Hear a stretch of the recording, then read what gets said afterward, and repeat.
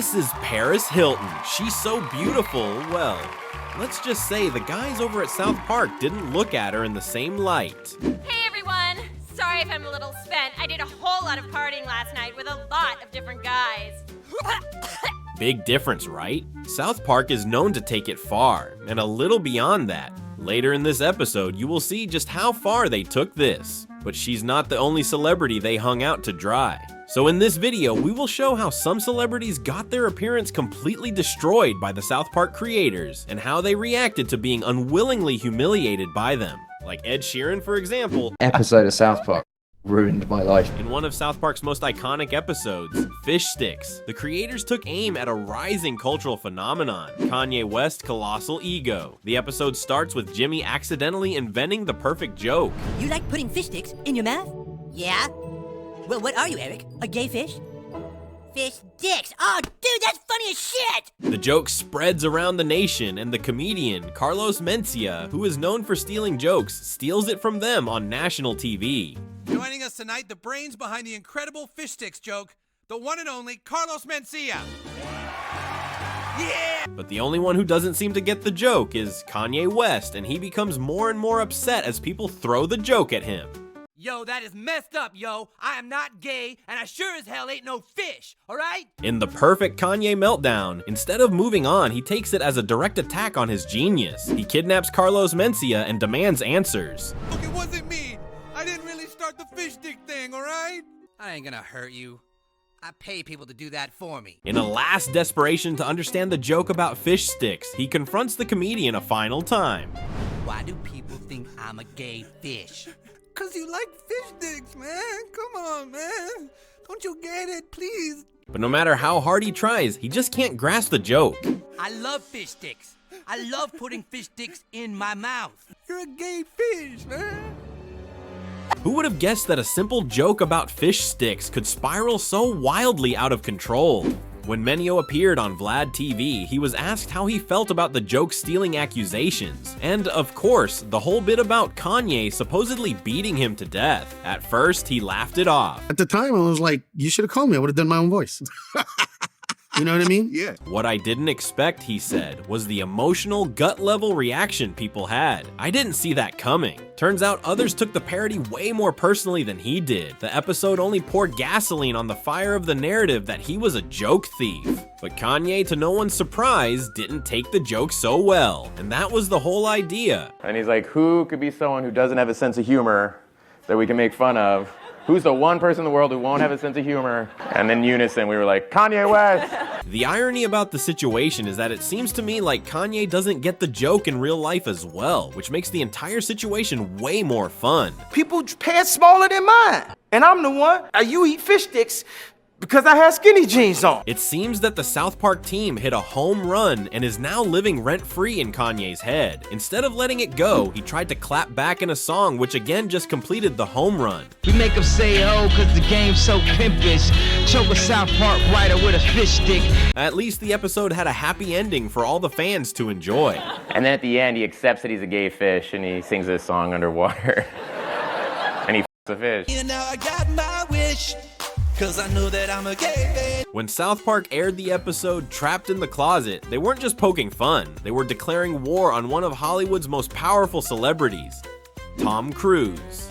The story begins with Stan getting roped into a Scientology personality test, but what seems like a harmless joke quickly spirals into something much bigger. Just answer these questions as truthfully as you can, alright? Okay. Do you ever whistle just for the fun of it? Yeah? And funny enough, something was wrong. You are one messed up kid. Huh? Yeah, I'm afraid that you are completely miserable and totally depressed. Stan agrees to join the church, but there's a twist. He just has to pay $250. What a bargain. And here's the twist. His thetan levels are off the charts. The Scientologists believe Stan is none other than the reincarnation of their founder. Our prophet has returned. Does this mean he can get his $250 back?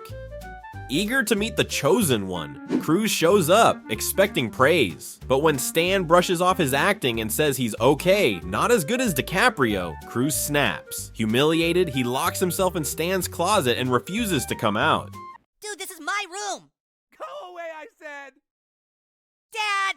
Tom Cruise won't come out of the closet. John Travolta shows up and even Nicole Kidman begs him to come out. It's time for you to come out of the closet. By the end of the episode, when Stan calls Scientology a scam, Tom finally steps out, only to threaten legal action. You made me look stupid. I'm gonna sue you too. And according to reports, Tom Cruise allegedly threatened to sue and even pressured networks to pull the episode. But Matt and Trey had planned for this. They never said he was gay. We're going to have Tom Cruise show up, and he's flamboyantly gay and whatever. Like, yeah, but you can't say he's gay. And it's like, okay, but we can say he's like closeted gay. And like, no, you really can't say that either. And we're like, and then it just became this thing of like, what if he's literally in a closet? And they're like, yeah, you can do that. It's just a bad idea to come after them because they kept mocking Cruise, calling him a fudge packer, and doubling down on the insults after he tried to sue them and failed. Dude, you're in a fudge factory packing fudge. Oh, that does it. I will sue you. For what? You can't just call somebody a fudge packer and get away with it. Hey, is that fudge packer Tom Cruise? What a job to be their lawyer. Because this time, they didn't just attack one individual. We've all seen them on the playground, at the store, walking on the streets. They creep us out and make us feel sick to our stomachs. I'm talking, of course, about ginger kids.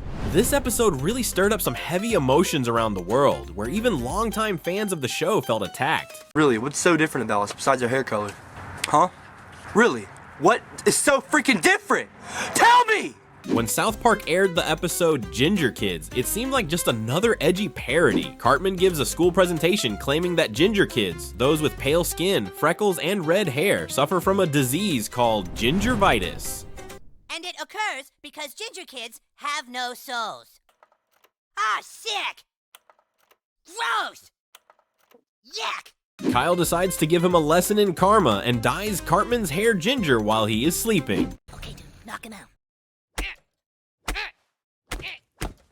Dude, okay, he's out. Kyle, that's good. Nothing like the love between two friends. Sweetie, what is... I'm ginger! After waking up to the worst nightmare of his, Cartman, in the best Cartman style, decides to change the world for good by rallying all gingers together against the rest of humanity. We will eradicate them all with cages and torches and a pit of lava to throw them all in! I am not gonna live my life as a goddamn minority! Cartman, being the drama queen that he is, take it to another level of extreme.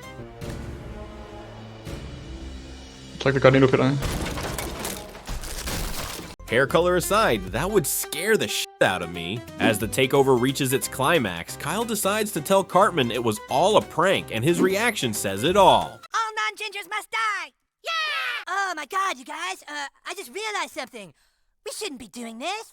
Cartman flip-flopping sides came almost as fast as the responses on the internet. It really irritates me that South Park would say that red-haired people don't have souls, okay? Because we do. Even the superstar Ed Sheeran felt the impact. In an interview, Sheeran said that before this episode, being a redhead in the US was no big deal. But after it aired, everything changed. Never something in America. People never knew what a ginger was in America. That episode of South Park fucking ruined my life. Really? Yeah, man. Oh, man. Because I was going to America and everyone was like, I love your hair, dude. And then I remember that episode coming out and then that was just it, worldwide for the rest of my life. Gingers I believe don't have you're souls. more of a... As the gentleman and fan of the cartoon as he is, he softened up to the show and gave this response. If I'm ever on South Park, them taking the piss, I hope I'm allowed to voice my character, even if it's like very offensive. I would love to voice my character. As a fan of the show, he knows there is no escaping once you are targeted by the South Park studio. So you can always try to get on their good side, right? Someone who wasn't on their good side was Paris Hilton and the influencer culture. The scene is set as Paris rolls into South Park with a store that's basically how to be famous for nothing. The girls, except Wendy, are obsessed. Who's Paris Hilton? Who's Paris Hilton? You don't know? Wendy then asks why she is famous, and a clear picture is instantly painted. I don't get it. What does she do? She's super rich. But what does she do? She's totally spoiled and snobby. What does she do? She's a whore. The girls, except Wendy, start copying her brand and buying the video playset, a kit that includes a camcorder and her skank perfume. Everything needed to recreate her infamous home video. The idea that we'll be whorish for money is belittling to our gender. Wendy, get a clue. The only thing more important than being rich is being famous. Wow, you really sound like a dumb rat, baby. Thanks, Thanks, Annie. And then the scene that truly hurt Paris Hilton the most. After complaining about her luxury life, even her dog got enough. Boobs, you should have seen the look on their faces, stupid redneck idiots. If her dog self-deleting and her constantly coughing up last night's baby batter wasn't enough, she tries to buy Butters as a pet for $200 million. Excuse me? I said I'll give you $200 million for it. Butters finds a scrapbook revealing a grim pattern with her previous pets and runs off. Meanwhile, the kids are recording themselves and the girls harassing the boys. It gets too much for even Mr. Slave, who steps in and confronts the children and calls out Paris for a, let's say, s'more off to keep YouTube happy. Thankfully, Mr. Slave is an expert and can't be beaten, so in his victory speech, he asks the parents to be more careful who they let influence their kids in the future. On a red carpet, Paris said she hadn't seen the episode, but called the imitation flattering. Co-creator Matt Stone fired back that being flattered by this showed how messed up she is. In her 2023 memoir, Paris says she did watch it and that it made her sick, especially the depiction of Tinkerbell being shot. She also pushed back on Stone's comment, writing, "My not wanting to watch his cartoon about my dog being shot and me coughing up ejaculate. That's evidence of how fucked up I am." Well, she's got a point, but the episode became a notable 2000s TV moment because it skewered the business model of selling Scandal to kids. That's it for now. If you want more content like this, then click the video on your screen and hit the subscribe below. See ya.